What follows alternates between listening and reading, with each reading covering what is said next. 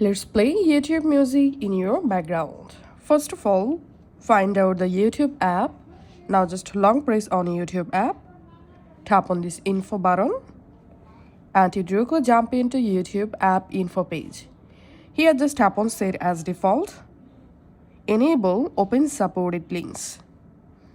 Now open the Google Chrome browser on your Galaxy device and in your Google Chrome browser open youtube.com and you directly jump into YouTube official website. Now just open the music.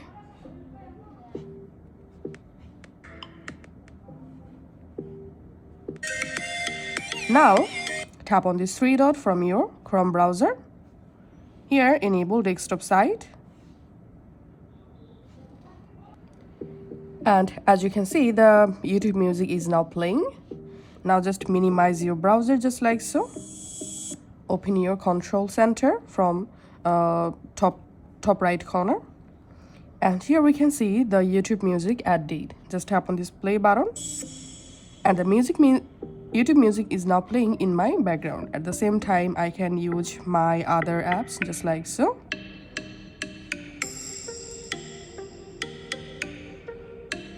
That's it.